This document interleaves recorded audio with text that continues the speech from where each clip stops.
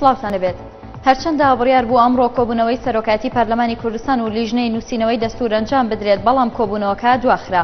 پامنێری ئەنارتی لە هەولێر ڕایگەیاند کۆبوونەوەی سەرۆکاتی پەرلەمان لەگەڵ لیژنەی نووسینەوەی دەستور بۆ کاتێکی نادیار دواخرا و هۆکاری دواخستنی کۆبوونەوەکەش نەزانراوە. سەرچاوێک لە پۆلیسی دووسقورمەت و ڕایگەیاند سەر لە بەیانی ئەمڕۆ دوو تەقینەوە لە دوو ناوچەی جیاوازی شارەکە ڕوویانداوە و بەهۆیانەوە کەسێک کوژرا و زیاد لە 20 کەسی تر بریندار بوون.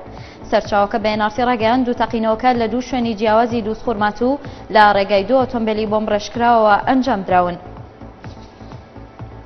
هەر ئەمڕۆ لە کەرکووک ئۆتۆمبیلێکی بۆمب ڕێژکراو بۆ کەسانەدا تەقیەوە کە لەناو ئۆتۆمبیلەکەدا بوون و بەوتەی پۆلیس دەیانویست ئۆتۆمبیلەکە بتەقێنەوە.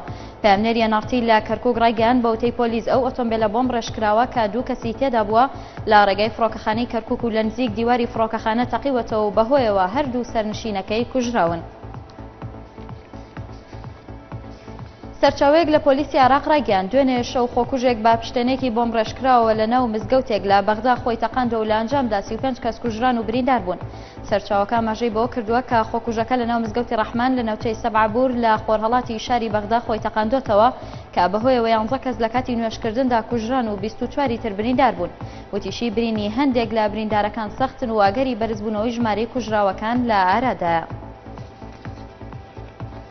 چەند سەرچاوێکی ئاگادار ئاشکرایان کرد کە لەبری تاڕق هاشمی کە ئێستا سزای لە سێدارەدانی بەسەردا سەپێنراوە دەنگۆی کاندیدکردنی سەرکردەیەکی لیستی عێراقیە و سەرۆکی بزوتنەوەی ئاشتی و گەشەپێدان بۆ وەرگرتنی پۆستی سەرۆکاتی کۆمار لە ئارادایە.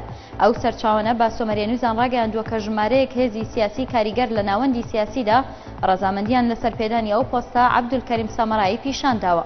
وتیشیان سامەرایی کە ئێستا وەزیری زانست و تەکنەلۆژیایە بە پێی توانەکانی چانسی زیاتری لە بەردەمدایە بۆ وەرگرتنی پۆستی جێگری سەرۆک کۆمار لە بری هاشمی، چونکە کەسایەتێکی هاوسەنگ و بێلایەنە و لەلایەن هەموو لایەکیشەوە جێگەی قبوڵکردنە.